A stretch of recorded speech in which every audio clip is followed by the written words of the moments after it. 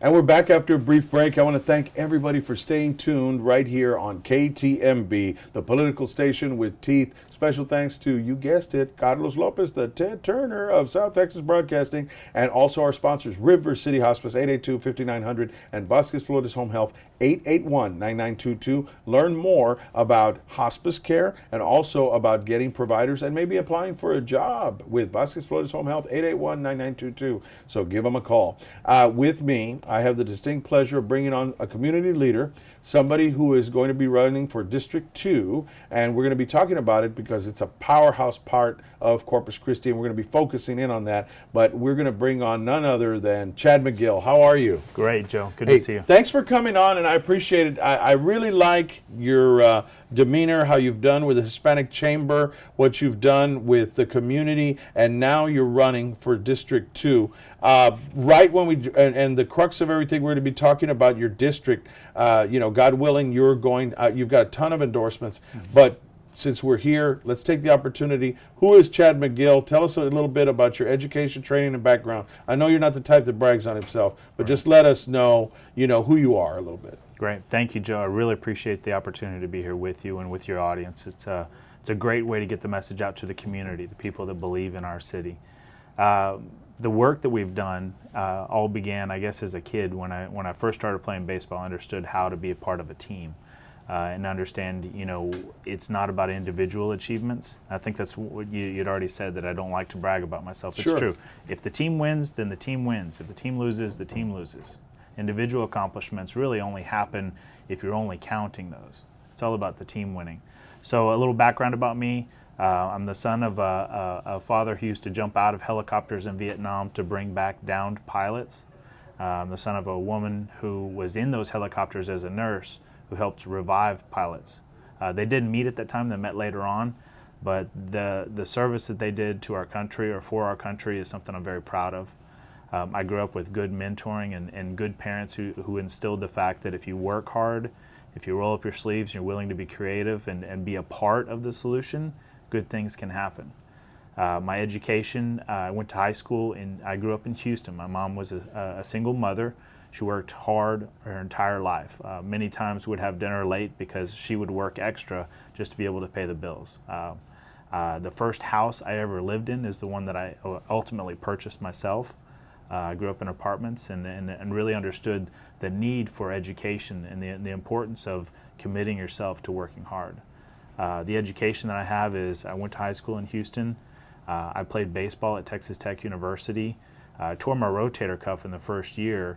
But I quickly bounced back and went and played baseball in Sabinas Hidalgo. So I didn't finish my college education, but I learned more by living and playing baseball in Mexico than I ever could have asked for. Amazing. You want to talk about the most genuine and most real people on earth in the interior of Mexico. On the way to Monterrey, I picked up some Spanish. Yo puedo hablar español, but I'm not going to pretend to be anything I'm not. The reality is, I learned what it's like to have a family that cares about each other, a family that respects other families and earns respect from other families, and I got to do the thing that I loved, which was play baseball. Later on, I learned from a lot of coaches and mentors. I had the honor of representing the United States of America and the Olympic team, tournament team in France. In June 2003, I was a starting pitcher for our team. I was very proud to wear United States red, white, and blue amongst other teams from France, Japan, Cuba, Dominican Republic, all the guest teams that played in the European Union in that tournament heading up to the 2004 Olympics. So you might say my education comes from being a part of community, being a part of doing the work, and being a part of making sure that anything that you commit to, you follow through with. Well, very well said. And, a part of what you've done in the community has kind of led up to where we are now, which is the city council race, which is very, very important. I think District 2 is one of the most important discussed areas. But for those who don't know the districts, what is District 2 all about? All right. I'm glad you asked. District 2 is the heart of Corpus Christi. It's the only district that actually touches all the other districts. It stretches from Spawn Shoreline to the Hi-Ho Restaurant to the Greenwood Library to Sunrise Mall. We have Ray and King High Schools. We've got 2 campuses of Del Mar. We've got the Port Air Station. We've got so many neighborhoods that need infrastructure investment, streets that need repair, but along with those streets, curbs, gutters. I've walked the district. I'm still walking every single day. I've knocked on personally almost we'll hit our 7,000th house today. 207,000. Right, 200, yeah, exactly, with your show. The opportunities in District 2 are all about getting into the neighborhoods and helping our neighborhoods. There's some major issues that we can talk about in a little bit if you like, about how the city's proposing to fund residential street improvements, about the residents paying 90% of the share and the city paying 10% of the share. We can talk more about that because I'm going to be very passionate and very aggressive in standing up against that to support our neighborhood infrastructure growth. So District 2 is the heart of Corpus Christi. If District 2 is able to renew and revitalize itself, and hopefully, God willing, the voters decide that I can be their representative, to be their servant leader to help follow through with what the needs are for District 2, then you will see Corpus Christi come back like no other. It's just like, I mean, you understand health. If your heart isn't beating the right way or not performing the right way, the rest of your body hurts. The rest of your body is looking for solutions. The heart of Corpus Christi is doing okay, but okay is not good enough. And what would you do to make District 2 better? Okay, part of our plan, number 1, is to finish Staples. The current 2008 bond projects happening from Barracuda Drive to Bronner are being followed through right now, and that's going to be concrete. The upcoming proposition for the streets package goes from Bronner to Castores, and then from Morgan to 37 on Staples. But it completely skips Castores to Morgan. My intent is, 1, to make sure if the voters pass the streets package on the upcoming bond, 2012 bond, to follow through with that, make sure they're done the right way for the people of District 2, but also push very hard to get Castores to Morgan included in the next bond program. Okay, that's 1.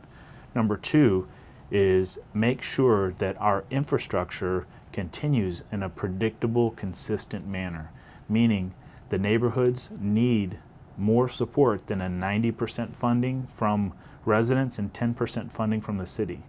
A case in point would be, say you and I live on the same street.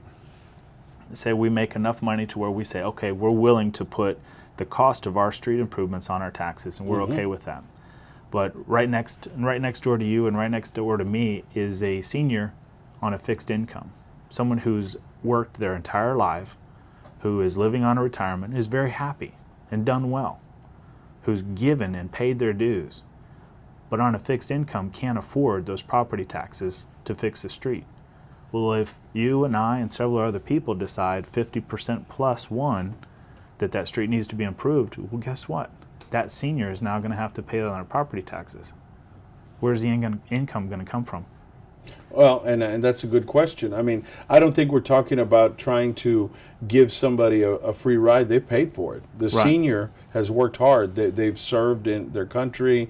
They've paid into a system, Right. and I believe in that and giving seniors a tax break.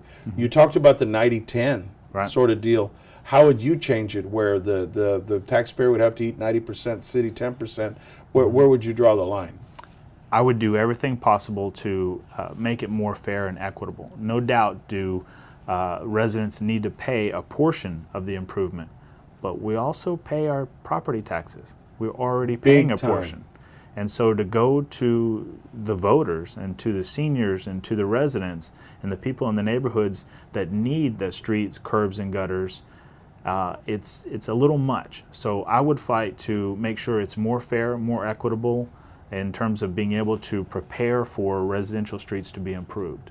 Other districts, it may not be so important. So I would lobby really aggressively with our fellow council members, God willing, if I'm there, if the voters decide, to work on for them to understand the importance of how much our neighborhoods count in District 2. the neighborhoods are what District 2 is all about. Not just downtown. Right, no, well, downtown is actually out of District 2. So what it does is it gives a great opportunity for the district to focus on our neighborhood infrastructure. If in District 2, the residents have to pay 90% of their residential streets, you're condemning those neighborhoods to not be fixed.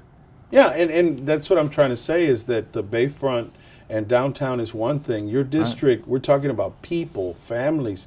It's equally as important. Okay, you knocked on the 7,000th door. Okay, now we're going to knock on some more. And you look, you know, you can look at me, the camera, both. I don't care. But how? What would you tell them in the minute that we have left? What would you tell them? Why should they vote for Chad Magill?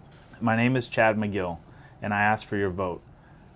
The reason why I'm running is because through vision, integrity, and commitment, I would be honored to be your voice in City Council. Your voice to help improve and revitalize the neighborhoods in District 2. Your voice in helping our seniors in a more fair and equitable way be able to see their residential streets improve. And at the same time, the work that we've already done by being committed to our community has been reflected upon the endorsements that I'm very proud to have earned by the Corpus Christi Police Officers Association, the Corpus Christi Firefighters Association, the Coastal Bend Labor Council, which is 19 organizations, the Corpus Christi Builders Association, and the Corpus Christi Association of Realtors. Those endorsements are important. You've seen over 300 plus signs in the district. Those are important too, but what's most important is the fact that you vote and that you care about our community. Alongside you, I would be proud to be your representative and the person who listens to you and is accessible at any time. In fact, actually, we've given out our cell phone number every bit of the campaign. I'm happy to do so as well. My cell phone number is 792-0332. I look forward to hearing from you, and I appreciate your support. Well, very well said. Chad Magill, District 2, trying to make the heart of Corpus Christi that much better and build a better community. When we come back, we want to underline that getting out the vote is so important. Chad Magill, he's running for District 2. Pull that lever, get out there and vote. And the number's on your screen if you want to help out his campaign. We're going to be back after this break.